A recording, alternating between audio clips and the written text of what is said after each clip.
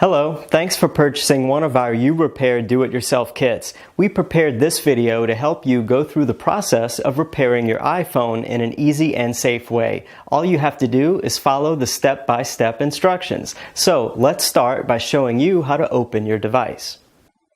Hey, how you guys doing? Today I will be showing how to work on iPhone 6 Plus.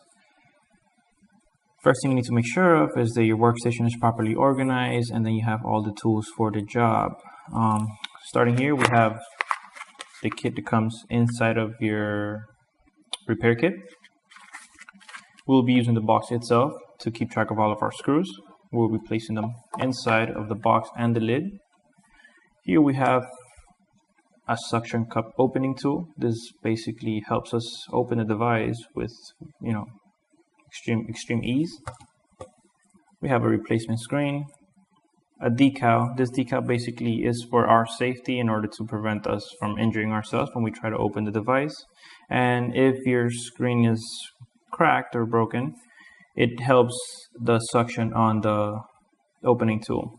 We have some double-sided adhesive and a replacement battery. Now, we'll be taking a look at the tools that come inside of the kit. Let's start with the plastic spudger. We have a series of screwdrivers, our pentaloop screwdriver, Phillips, and a flathead. Then we have a little suction cup, cleaning rag, some tweezers, and a wedge. Then we have the SIM eject pin,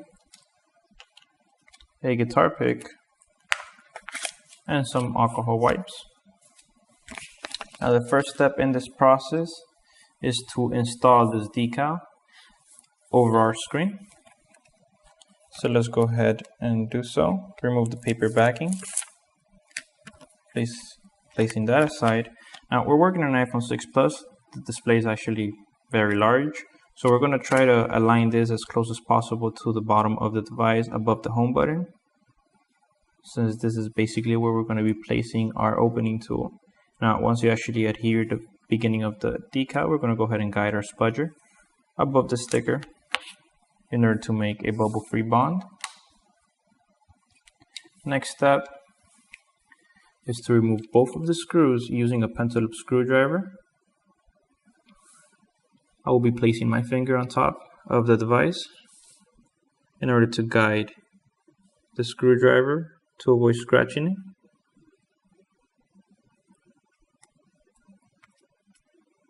Every time that we remove a screw, we will be placing it inside of our box, again to keep track of them, not to lose them.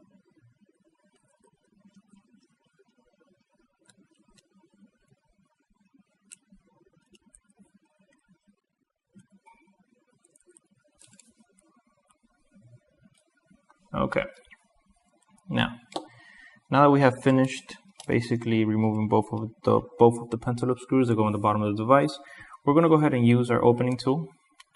This portion in the middle actually extends in order to fit different sizes of device.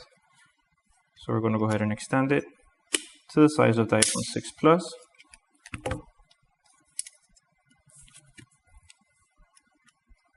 All right. And then press on the suction cups to create the bond that we're looking for. And in order to release the screen, we're going to firmly press on the handles, like so. Now the reason why we're replacing the screen is, as you can see, it's actually coming loose from the plastic frame. So we'll go ahead and remove our tool by pulling on the little tabs, placing that aside. When this happens, what we're going to do is, using our spudger, we're going to go ahead and guide it along the edges in order to release that last tab. And now we can lift this up to a 90-degree angle. Now, as you can see here, we have an EMI shield. That's exactly what we're going to be working on, removing the screws. Now the function of this EMI shield is basically to protect the motherboard from any electromagnetic interference.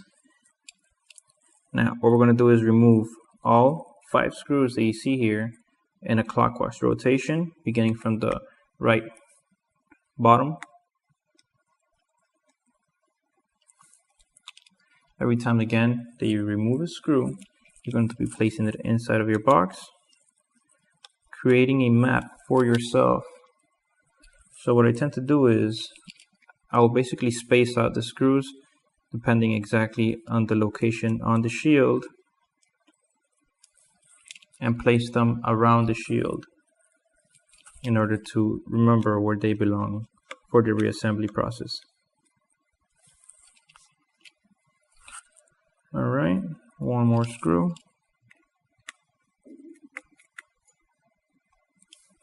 I will go ahead and lift up the shield using my tweezers. We're going to be placing this inside of our box once more, like the rest of our screws. Next step is to disconnect the flexes that you see here.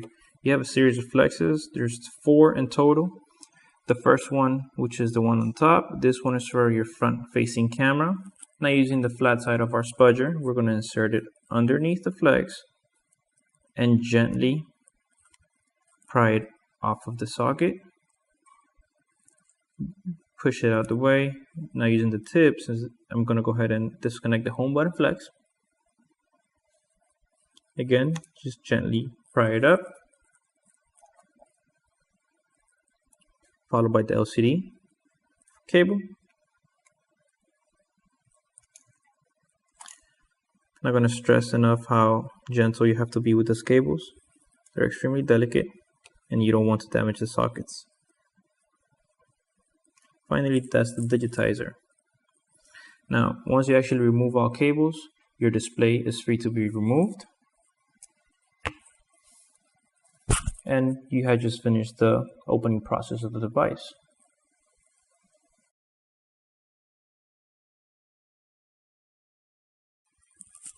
Alright guys, so basically now that we have opened our device, we're going to go ahead and work on the battery replacement. So since we're not going to be touching our display, we're going to be placing this aside.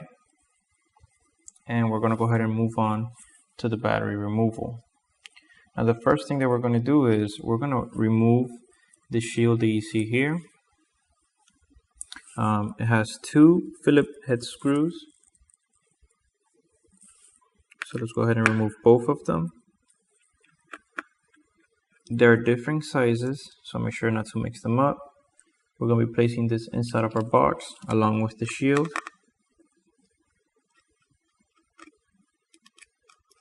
Alright, there we go. Now the shield itself sometimes is adhered to the back of one of these flexes. So I'm going to go ahead and use my plastic spudger to gently pry it away. And then just pick it up, placing that aside, right next to both of the screws that I just removed in my box. Alright, so we have 2 flexes here. The one on the right is for your dock connector. We're not going to be touching this. The next one is the battery connector. So in order to disconnect it using the tip of our spudger, we're going to insert it at the beginning of the cable after the metal plate that you see there. And we're going to gently pry it up to disconnect it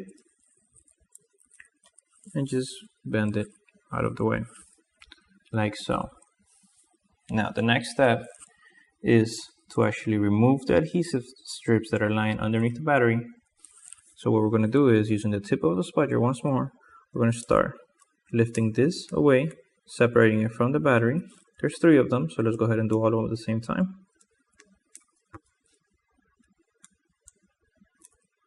Okay, there we go. Now what we're going to do here is we're going to remove the ones on the side first. We're going to basically pull them from underneath the battery. Once you actually have a decent length, you're going to start guiding them through the side of the battery on each side, and in the middle one you're just going to basically pull straight downwards. So let's go ahead and pick up the one on the left side. Now you have to be extremely careful with these strips as they tend to break very easily. So, like I said, just be extremely careful. You don't want to drag these against any of the components inside of the device as they could tear. So just be extremely gentle. Try not to put any pressure above the battery so you don't put extra pressure on the adhesive strip itself. Alright, so let's start guiding this to the side of the battery, like so, and gently keep pulling it until you reach the end of the battery.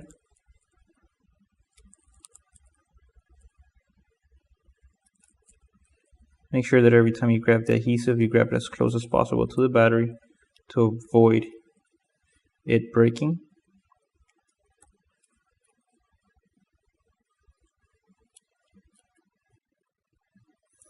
Alright, almost there. Then we will be moving on to the one on the right side of the battery.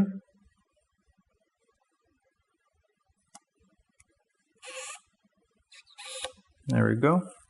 So we have our full strip right here.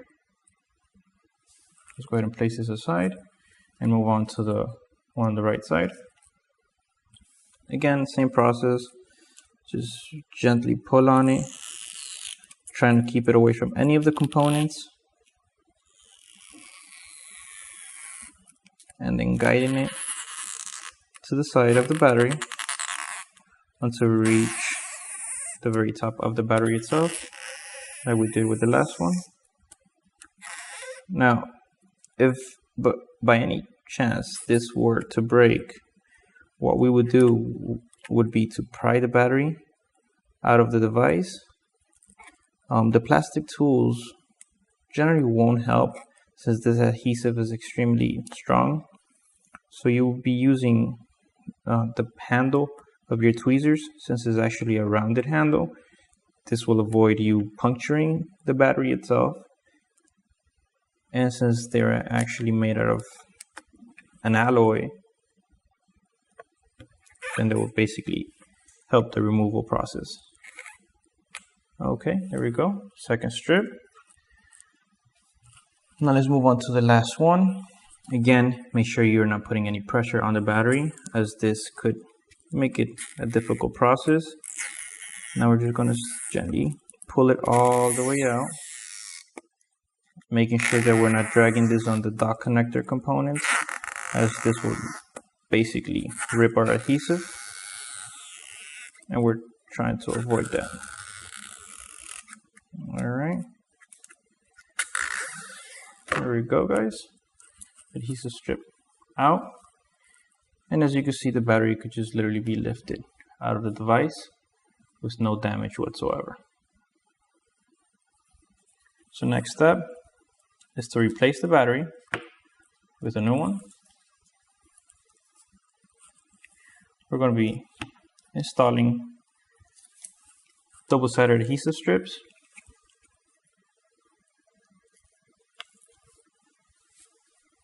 Just place them inside of the device. The point of the adhesive is basically to keep the battery in place, since the slot for the battery is a bit bigger, larger than the battery itself.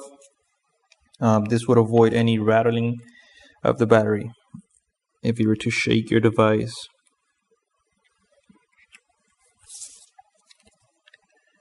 Okay, coming on to the last strip.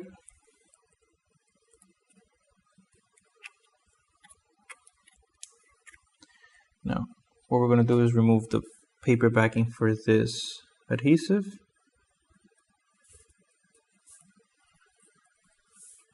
Just go ahead and remove all of them.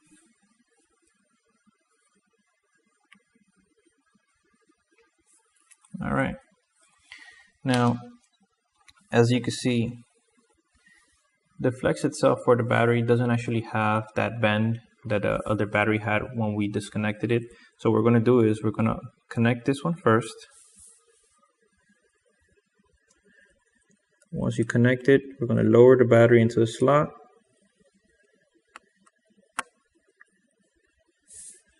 and we're going to push on the flex in order to create that bend as we're lowering the battery. Okay, so just press on the battery to make the adhesion. Now we're going to reinstall the shield.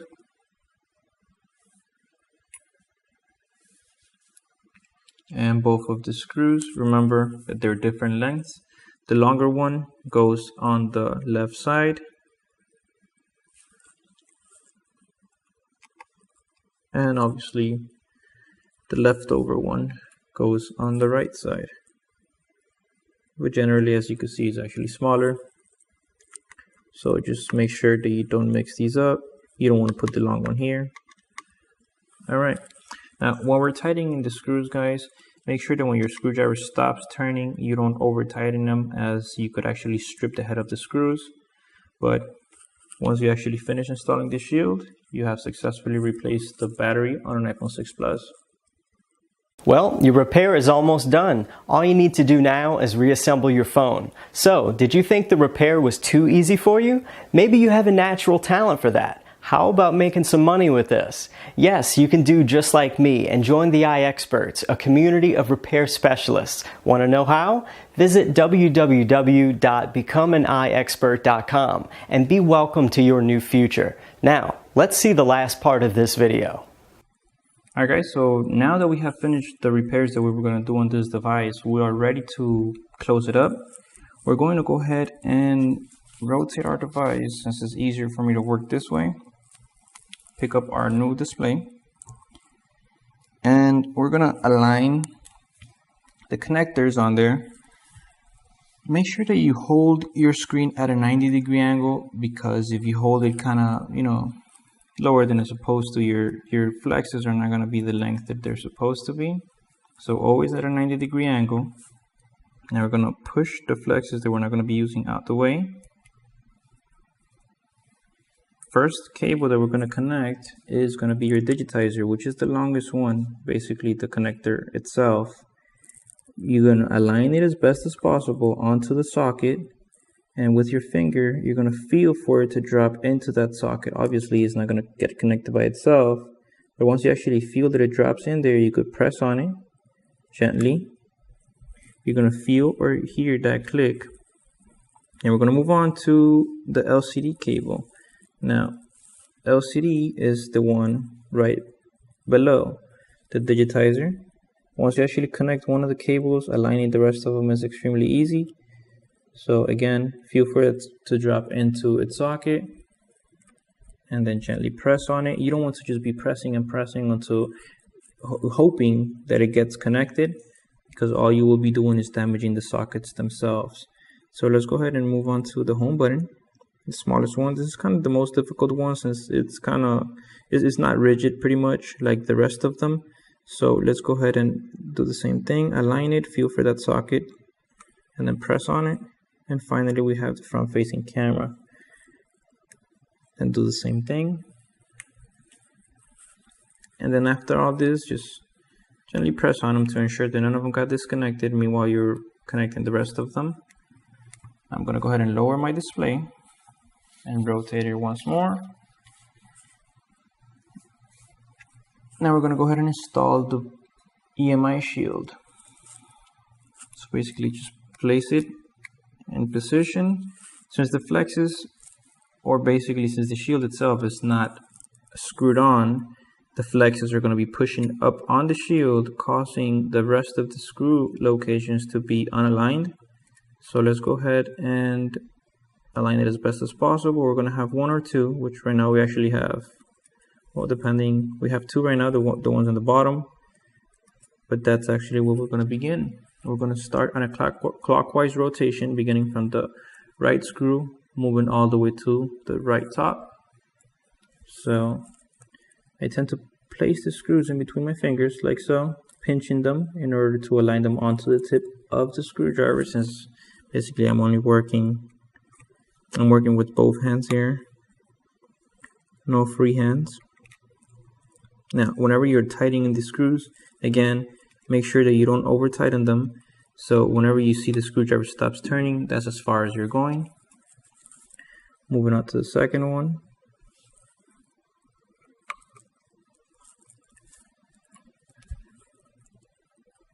So basically, you don't want to mix up any of these screws. As you can see, they do sit right above the motherboard. If you were to mix up any of these screws, you could damage your motherboard, rendering your device useless pretty much, or the functionality itself won't be working 100%. So let's go ahead and keep track of all the screws when you're removing them and reinstalling them. Alright, so we reinstalled the screws onto the EMI shield. Next step is to align the screen properly onto the device and press it onto the clips. Now, the top of our displays, go ahead and remove them, but the top of the displays, they actually do have some plastic clips which they sit on the top. As you can see right here, we'll have one here, the one on this side, and then you do have some little clips on the corners. Now, what we're going to do is we're going to align the top as best as possible, and if we have our display at a 90-degree angle, we're basically just going to lower it, making sure that this doesn't move. The rotation itself is going to fit the clips that we're talking about into the ledge they sit under, making sure that everything is nice and flush. Now, holding the top so it doesn't come loose, and with your opposite hand and thumb, you're going to go ahead and keep the pressure on the top, and while you start pressing the clips on the side, and close the device. Now, when you're closing this, there's not much force involved. If you find yourself using extreme force and pressing on this extremely hard, basically, then you're doing something incorrectly. Lift up the device again and make sure that everything is properly aligned before you lower the display. Now, the last step on here is to reinstall both of the pentalobe screws. We're going to go ahead and place them both into each of its openings here. Alright.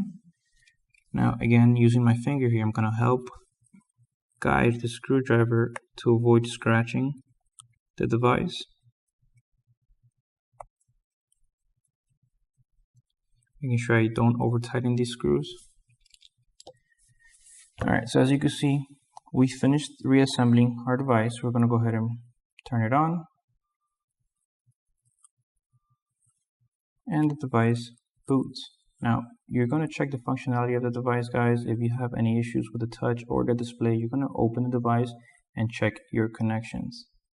Alright, guys, so basically now that we have finished this repair, that's it for the video. Thank you.